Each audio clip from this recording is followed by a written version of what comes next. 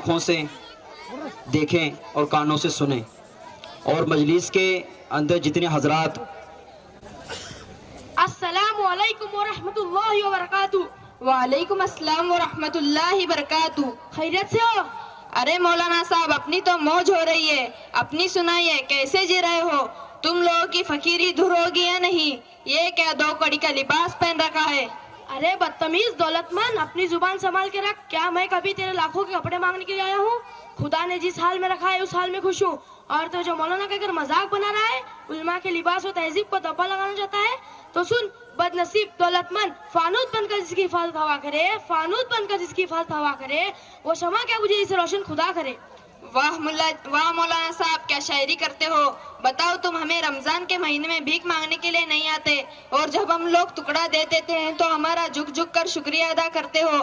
کیا میں کچھ غلط بات نہیں کہہ رہا؟ جو حقیقت ہے وہی تو کہہ رہا ہوں۔ تم ہو دو کوڑی کے، تم لوگوں کی وجہ سے ہم لوگوں کی انسلٹ ہوتی ہے۔ یہ جھولا اور رسید لگا کر چلے بھیک مانگنے کے لیے۔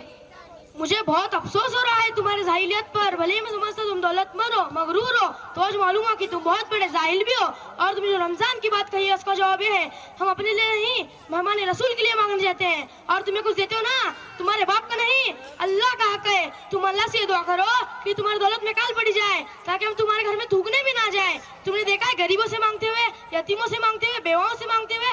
ہرگز نہیں، ہم اس سے مانگتے ہیں، اس سے وصول کرتے ہیں جو صاحب نصاب ہو۔ تم چندے پر ہنستے ہو، کاش کہ تم کو 14.5 سال پہلے کا واقعہ معلوم ہوتا۔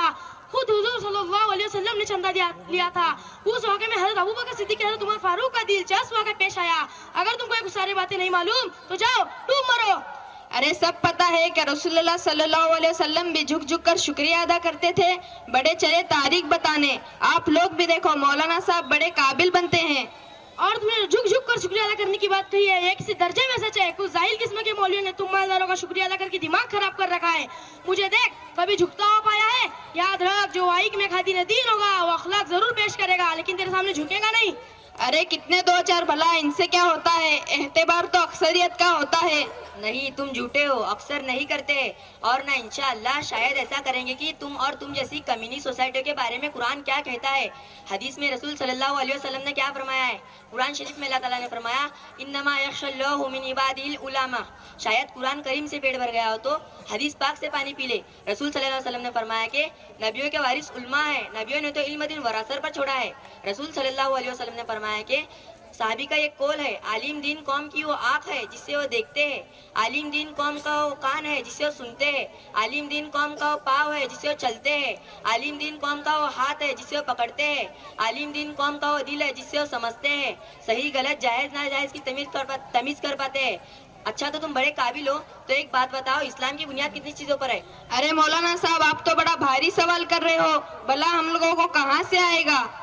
اب آیا ہوں پہاڑ کے نیچے، اب تو سمجھ میں آ گیا ہو کہ ہم ان دو پیسوں کپڑوں میں کتنا کچھ جانتے ہیں۔ تو سنو، جب بھی باطل سے ٹکرانے کی ضرورت پڑو تو ہم جیسے لوگ ہی سر پر کفن باندھ کر میدان میں آئے، یا کرو تاریخ انگریزوں سے مقابلہ کرنے کے لیے۔ شاہ ولی اللہ محدث دہلوی رحمۃ اللہ علیہ، شاہ عبد العزیز شیخ الہند، محمود الحسن، مولانا قاسم نانوتوی، مولانا آزاد میدان میں آئے۔ راجہ رنجش سے ٹکرانے کے لیے شاہ اسماعیل شہید میدان میں آئے۔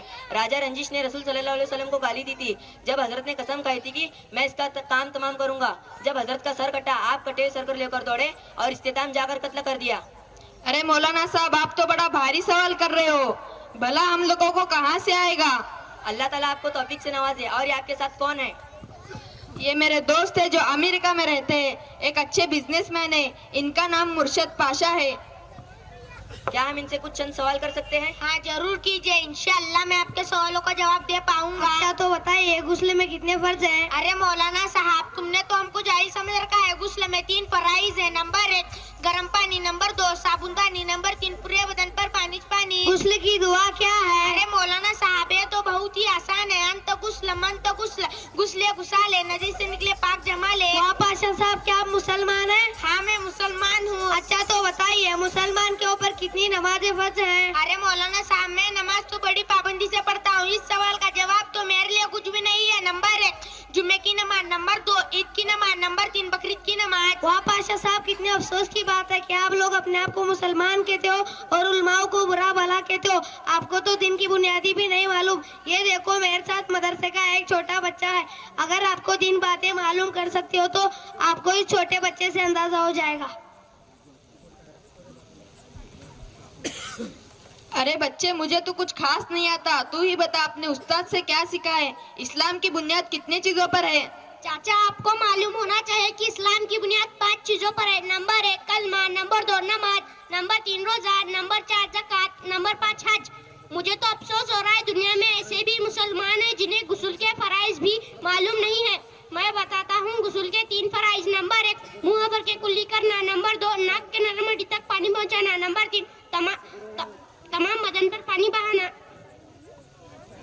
मैं आज से आपको गवाह बनाना चाहता हूँ। उलमाओं को कभी हकीर नहीं समझूंगा और अपने बच्चों को भी आलिम दीन बनाऊंगा ताकि वो भी आपकी तरह मुल्क और समाज की सेवा कर सके। मुझे माफ कर देना। अच्छा तो भाई साहब, मैं चलता हूँ। अस्सलाम वालेकुम रहमतुल्लाहि व बरकातहू। वालेकुम अस्सलाम व रहमतुल्लाहि बरकातहू।